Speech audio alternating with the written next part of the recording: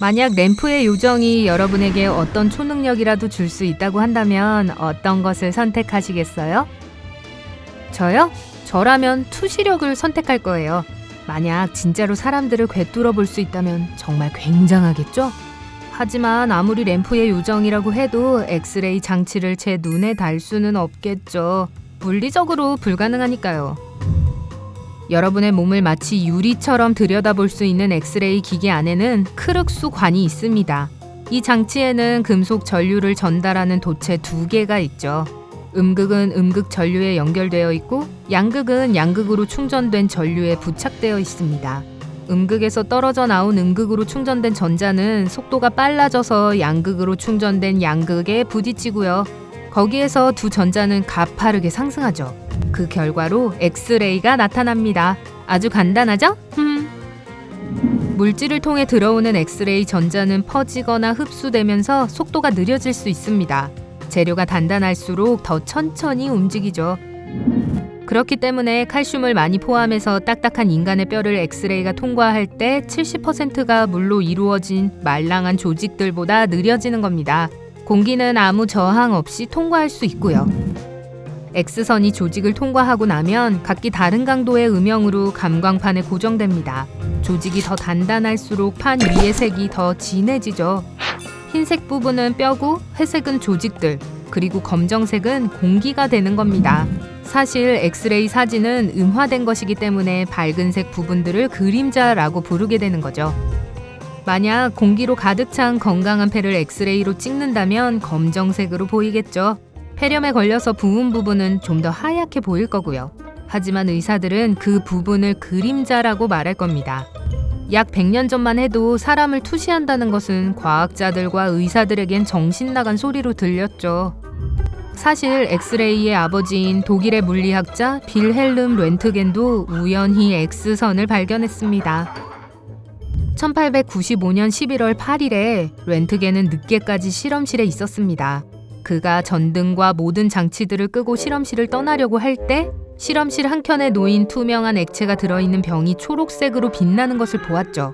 렌트겐은 진공관을 끄는 것을 잊었다는 것을 깨달았고 그것을 끄자마자 빛도 사라졌습니다. 그는 이 신기한 현상에 대해 관심을 가지게 되었고 이 우연한 발견에 대해 연구를 시작합니다. 병이 관의 반대쪽에 놓여 있을 때 관이 일종의 투명 광선을 내보내고 있었어요. 이게 무엇인지 알기 위해서 그는 중간에 여러 가지 물질들을 놓았습니다.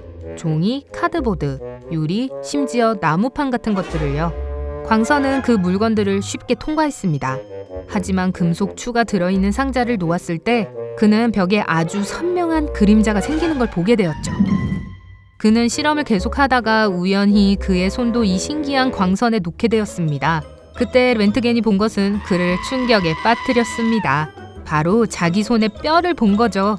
말 그대로 뼛속까지 본 겁니다. X선의 효과를 기록하기 위해서 그는 간광판을 놓았고 며칠 후 그의 우연한 발견은 역사상 최초의 엑스레이 사진이 되었습니다. 바로 그의 아내 버사의 손이었죠. 렌트겐은 인간의 눈에는 보이지 않지만 무슨 물체이든 투사할 수 있는 새로운 광선을 발견했다는 걸 깨달았고 그것을 엑스레이라고 이름 붙였습니다. 하지만 그렇다고 그 이후에 자신을 천재라고 생각한 건 아니었습니다. 그 발명에 대해 특허를 내라는 제안을 받았을 때 그는 웃음을 터뜨렸죠. 엑스레이가 어느 곳에 효용성이 있을 것이라고는 전혀 생각하지 못했거든요. 그는 그저 모든 종류의 물건들을 엑스레이에 놓아보며 실험을 계속했습니다. 그래서 X선을 통과하지 못하는 유일한 물질이 납이라는 것도 알아내게 됐죠. 지금도 방사선으로부터 우리의 몸을 보호하기 위해 납을 사용하고 있답니다. 그 발견에 대한 그의 태도에도 불구하고 이것은 과학계에서 큰 반향을 일으켰습니다. 그래서 X선의 양을 측정하기 위한 단위도 그의 이름을 따서 렌트겐이라고 붙였죠. 그는 물리학 분야에서 노벨상을 받은 최초의 과학자가 되었지만 그의 발명에 대해 특허를 내지 않고 모든 사람들이 사용하게 했죠. 그러다 보니 몇몇 수학가들은 렌트겐의 발명으로 돈을 벌기도 했습니다. 그들은 진료소를 차리고 골격 사진을 찍기를 원하는 사람들에게 엑스레이를 찍어줬어요.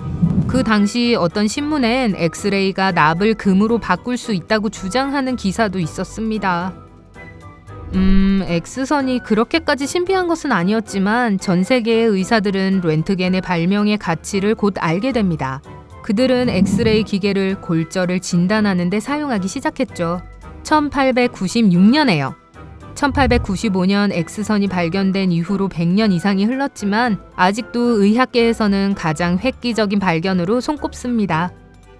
엑스레이를 통해 많은 심각한 질병들을 간단하고 정확하게 진단할 수 있게 되었습니다.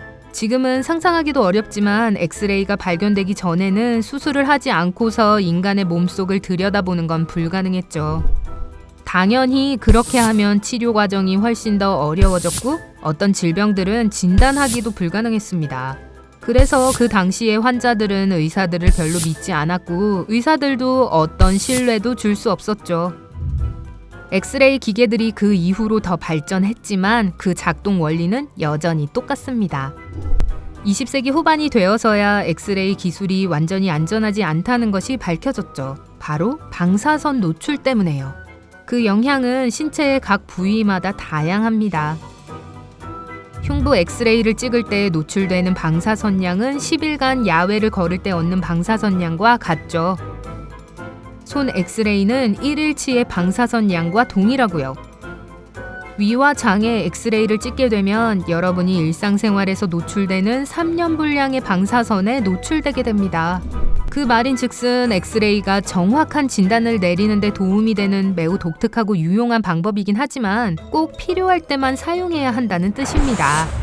그렇다고 너무 두려워하실 필요가 없는 이유도 말씀드릴게요.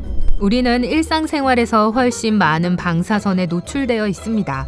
태양은 우주로부터 날아오는 방사선 중 가장 큰 원천이죠. 지구의 전자기장과 대기가 방사선의 과다한 침입을 막아주기는 하지만 그래도 약간은 통과를 하게 됩니다. 고도가 높을수록 더 많이요. 하지만 우리 몸에 큰 해를 입히지는 않습니다.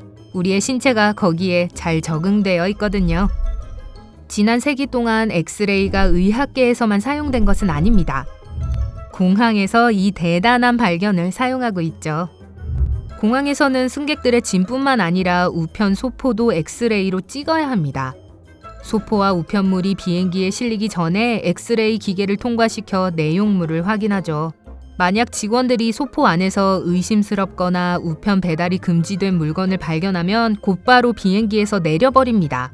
비행기 동체도 역시 엑스레이를 통과합니다. 그러면 동체에 생긴 작은 파손이나 긁힌 자국도 감지할 수 있죠. 어떤 것들은 육안으로는 안 보이지만 수리하지 않고 방치되면 더 심각한 손상을 초래할 수도 있으니까요. 현재 엑스레이가 사용되는 가장 특이한 용도는 예술작품의 진위를 평가하는 겁니다.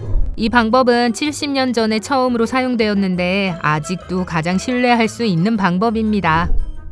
원작과 위작이 똑같이 보인다고 할지라도 X선은 어느 것이 위작인지 보여줍니다. X선은 예술가가 캔버스 위에 색을 어떻게 입혔는지, 어떤 기법을 사용했는지, 몇 겹으로 칠했는지를 볼 수 있게 해주거든요. 이렇게 하게 되면 전문가들이 진품과 위작을 아주 쉽게 구분할 수 있게 됩니다. 엑스레이는 현재 고고학에서도 널리 사용되고 있습니다.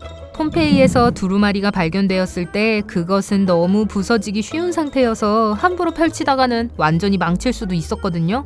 하지만 엑스레이 덕분에 그것을 펼치지 않고도 안에 써있는 글자들을 읽을 수 있었습니다. 이것이 물리가 일상생활에서 어떻게 폭넓게 쓰이는지에 대한 좋은 예가 되겠죠? 여러분, 오늘 새로 배운 것이 있다면 이 영상에 좋아요를 눌러주시고 친구들과 공유해주세요.